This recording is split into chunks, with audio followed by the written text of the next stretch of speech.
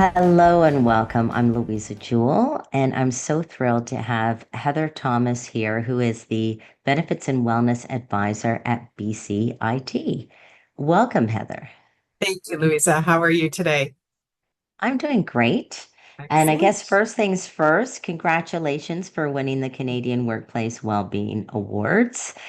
I think it's so wonderful. I have read up more in terms of everything that you do at BCIT to improve well-being at work for your employees, 2,400 employees, which is that's a big group to try and manage. So can you tell us more? First of all, maybe a lot of people don't even know about BCIT. Can you tell us more about BCIT?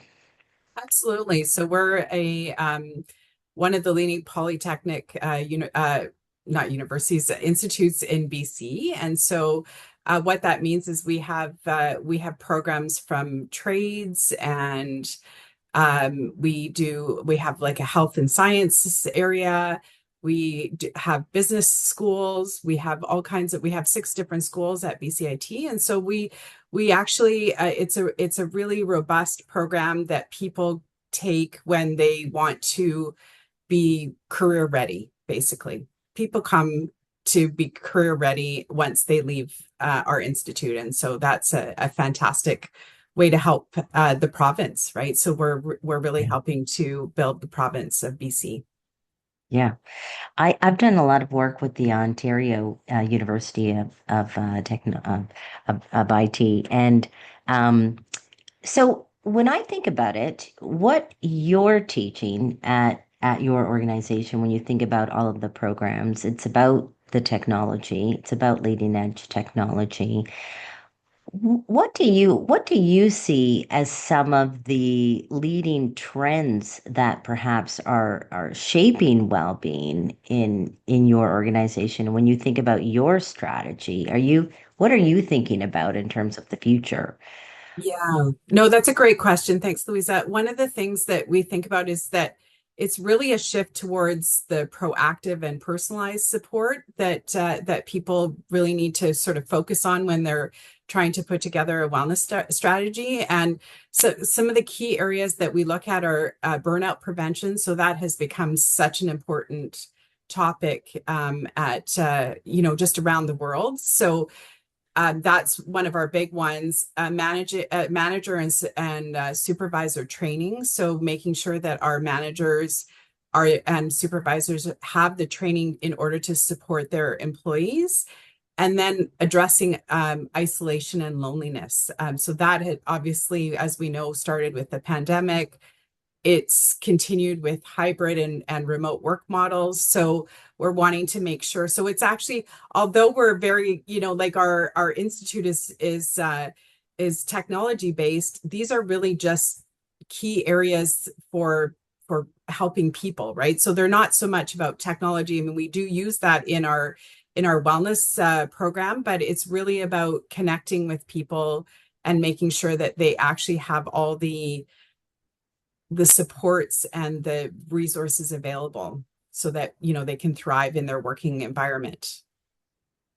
And I think what we found after analyzing 5 years of, our Canadian Workplace Wellbeing Award winners is what sets them apart from other organizations is their focus on prevention and tools and strategies. And so, for something like yourself, where you're implementing things that prevent burnout, I think is really where organizations are going.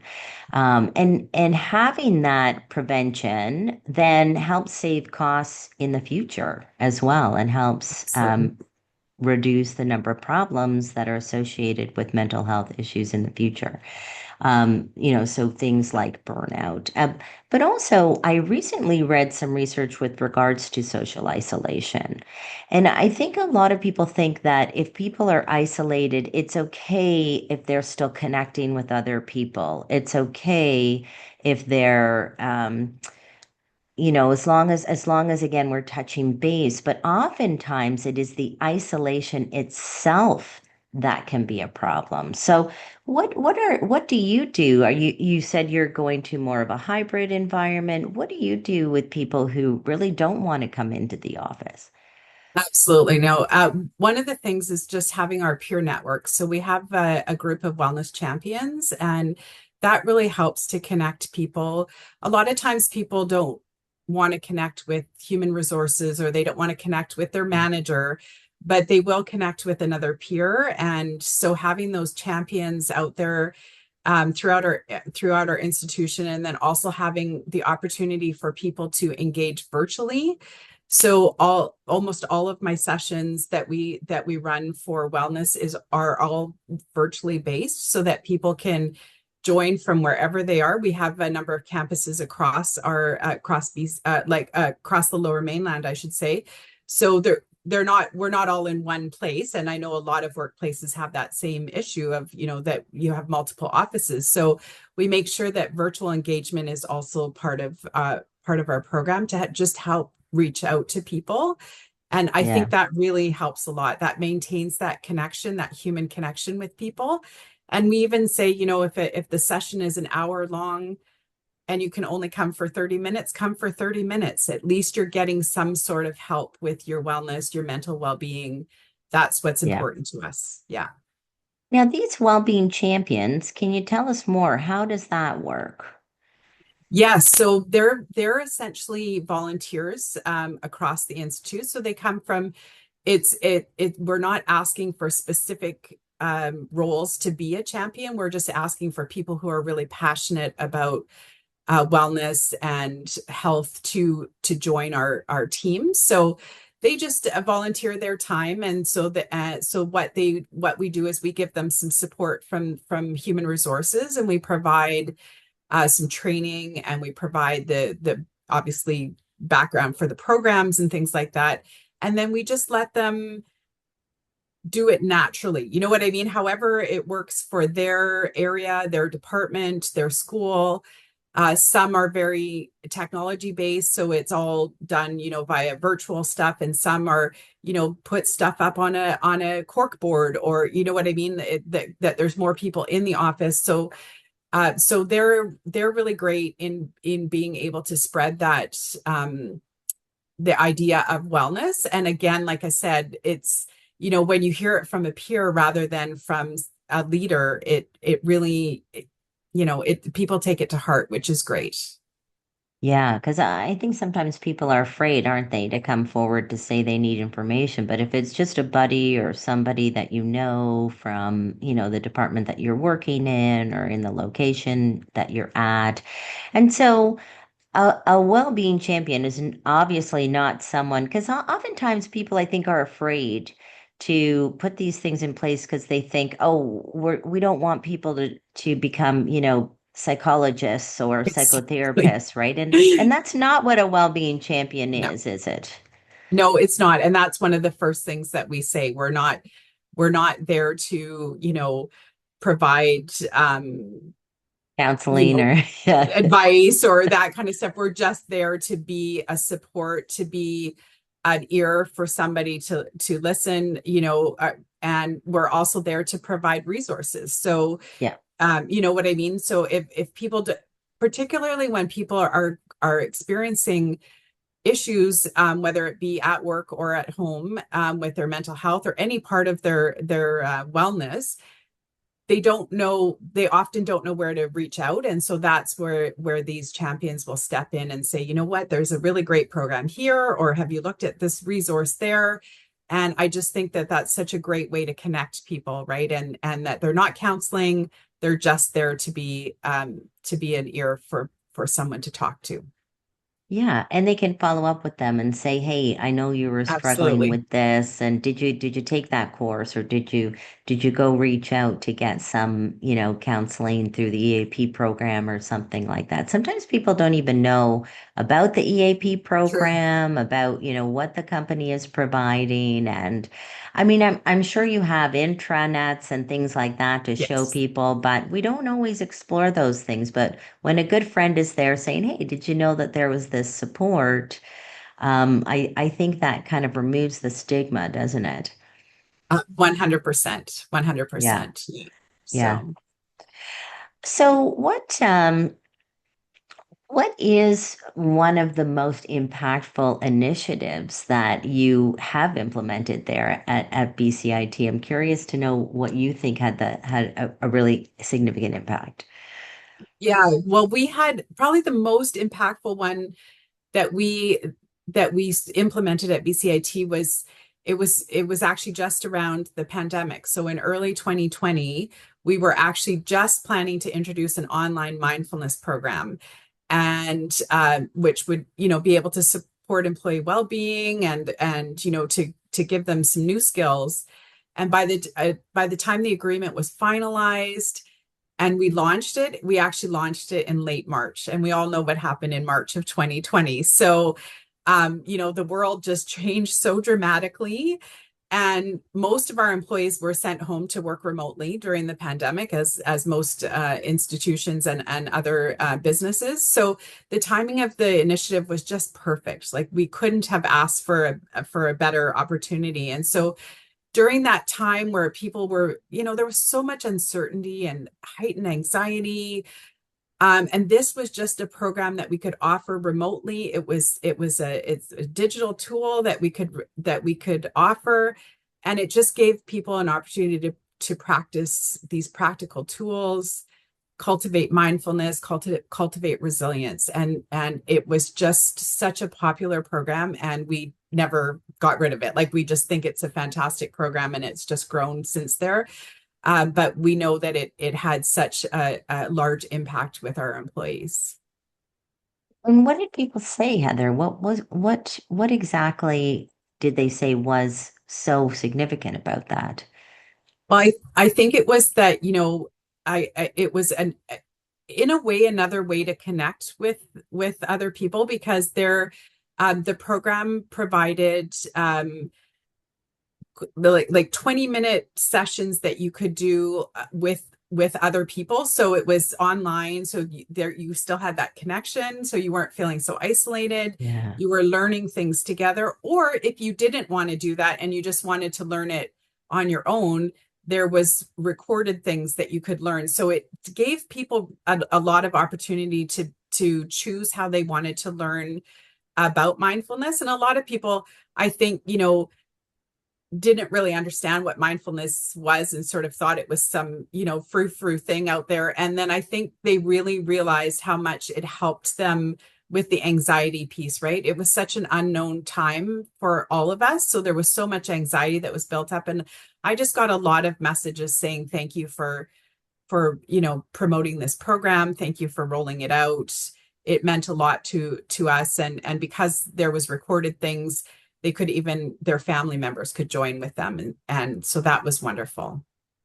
Yeah. I think it's true. And I think we were all at the time just so confused and anxious. And I Yes. know I was washing bananas, Yes, I with know. soap and water and like, I don't, yes, all the things, right? Every yeah, couple of weeks something changed, and we were told this, that, or the other thing. And yeah, so it yeah. was a hard time for all of us.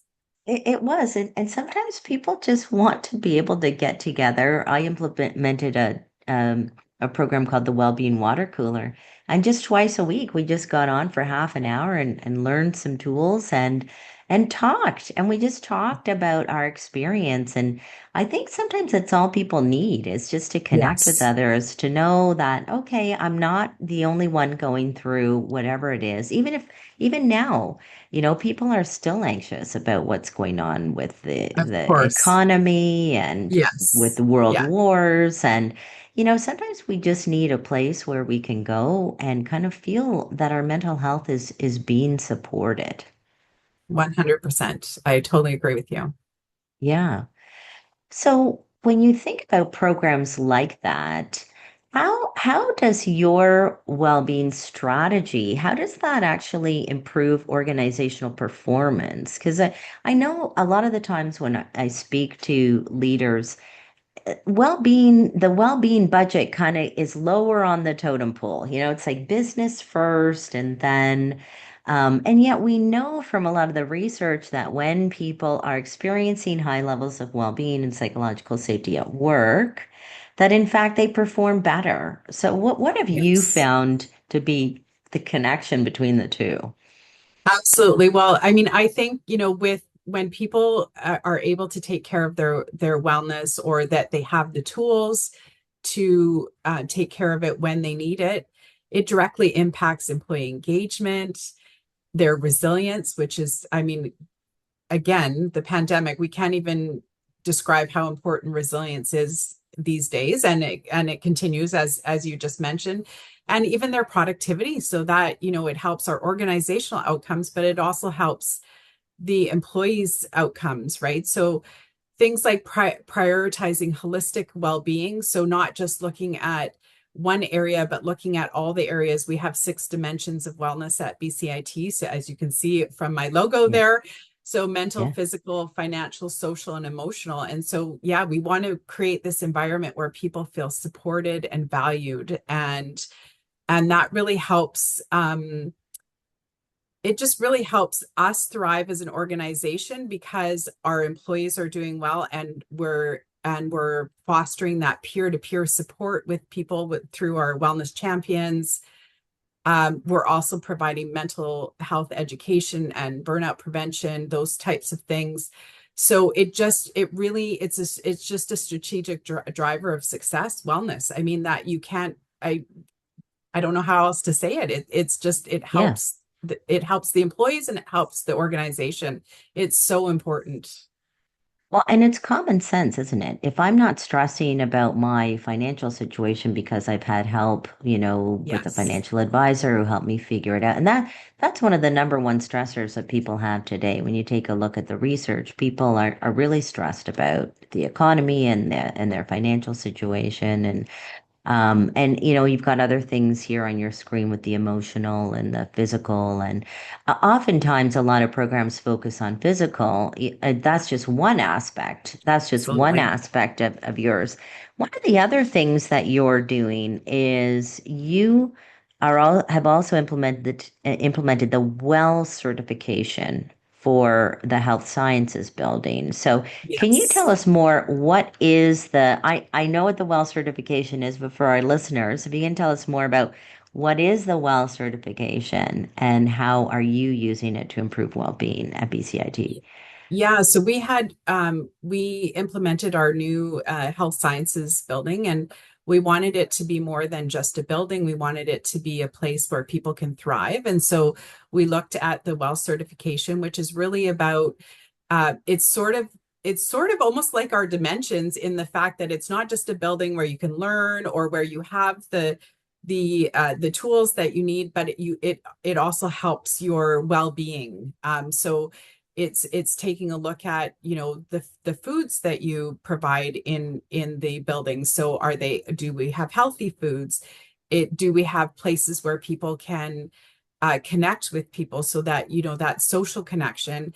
But do they also have places in the building where people can actually, if they need quiet, or they need time away, do it, to recharge their batteries, or whatever it is, whether it's a student who needs to study. So it's really looking at a building in a holistic way, almost like a living, breathing building, and even down to the things like how you control even the sound in a building. With the fact that when you build certain buildings, they can be really, the sound sort of gets stuck up here and gets pushed down, and then that can cause people to not work in their best environment, because they're hearing too much noise. So even looking at noise, just all kind, like it's just Air it's a quality and air quality, light, you name it. lighting. So yeah, we have in our health sciences building, we have a lovely wall that has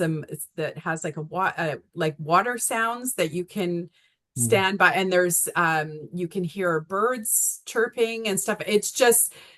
It's such a Oh, beautiful, beautiful building. And I was so blessed to be able to be part of the WELL certification. So helping with, the wellness side of things, what do we provide for our employees? And then we obviously had our student team on what they provide for our students, so that there was a holistic way of right, looking at things. So yeah, it was right. really fantastic.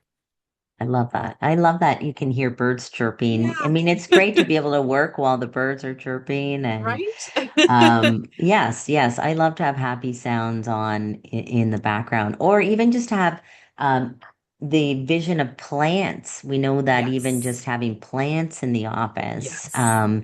just seeing plants can, can make a difference. Um, Now, one of the things as well that you've done is you've implemented the Canadian standard for psychological health and safety. How has that made a difference? I know that was kind of like the cornerstone or the pillars of your strategy. Yeah, so How, yeah. sorry, go ahead. No, no, go ahead. Yeah. I just was gonna say we used it as the backdrop for our wellness program. We didn't like fully implement the psychological health and safety, but we used it as the backbone to our program. So just looking at all the social psychosocial factors and ensuring that the areas that we could affect through our wellness program that we were able to try to move the margin on those types of things, and then just work with our colleagues across the institution for the areas that we couldn't affect just through our program. Yeah. And so one of the things that I know is very difficult for organizations to do, so you've implemented a strategy, but then how do you reach out to everybody? I mean, you've got so many different locations, people might be at home. How do you actually stay connected to everyone in the organization? Well, I mean, one of our big things is through our Wellness Champion Network, as we talked about. So they play such a vital role in connection. And so we try to make sure that we have champions all across the institute. So in all of our different schools and departments, and also in our different campuses as well. But the other thing too is about teaching our leaders to lead with compassion and non-stigmatizing, using non-stigmatizing language, just being open to being a support for people and knowing the resources that we have at BCIT. So that really helps. So and then of course, just having the fact that we try to do things virtually to make sure that people are connected, that if they're not in the office, then they can still connect in with us. So those are kind of the key things that we use to ensure that people are just connected, and also just listening to our volunteers to help us guide how our program is going to be. So the things that they hear, from the ground, ear to the ground, right? So they hear the things, and then we're able to take that feedback and try to implement new changes to make sure that people feel connected. I think that's so important, isn't it? To listen, but then do something with what you Yeah, hear. People are really frustrated when you ask them about what's frustrating them, and then they tell you, and then nothing happens, or they never hear that's back. right. So it's really great that you're actually taking the information and doing something with it. Um, so just as a final question, Heather, what principles guide you in terms of creating a positive workplace culture at BCIT? Perfect. Thanks. That's a great question. So we at BCIT, we pride ourselves as being a people first organization. So we sort of, besides the psychological workplace culture, it's also a learning culture. So I mean, of course, we're an educational institution, so that's in the heart of what we do. So not just with our students, but we also want our employees to continue that learning culture. And so we believe that if we help people to continuously learn, then they will grow and they will become more resilient. And so we want to ensure that wellness isn't just like a one-time thing. It's actually part of the organizational DNA. It's the continuous learning, and that is, that's a huge piece of it. The other piece, as I talked about, is psychological safety. So prioritizing that the environment where employees can feel safe to speak up, share concerns, seek support, not feel stigmatized. So that is, as I talked about, just making sure that our leaders, our supervisors, our wellness champions are all trained to make sure that they're communicating compassionately, they are active listening, all of those things, so that they can build trust within their teams, within their departments. And then, of course, as we've talked about throughout this interview, is the access for everyone, right? So making sure that everybody has access to the programs, whether they just, if they can't attend sessions, that they have resources that they can read or that they can connect with, or they can just engage in virtual workshops. So those are kind of the principles that we use to ensure that our program, you know, continues to grow and build, and also just, I guess, really just be responsive to what's happening out in the world and what's happening at our institution, right? You've got to continue to be responsive. You just can't rinse and repeat all the time. You have to make sure that you're, as I said before, listening to what people need. And sometimes it's not about how much money it is to do something. Sometimes you can do things that don't cost very much money but mean so much to people. So, it's thinking outside of the box and making sure that you can, help in whatever way that you can. Well, Heather, thank you so much. Congratulations again on winning the Canadian Workplace Wellbeing Awards. We are so thrilled for you, and we really appreciate you taking the time today to share more of your strategies on so that other people can learn from your success as well and improve well-being across Canada. So thank you so much. Thank you so much, Louisa. It's been my pleasure.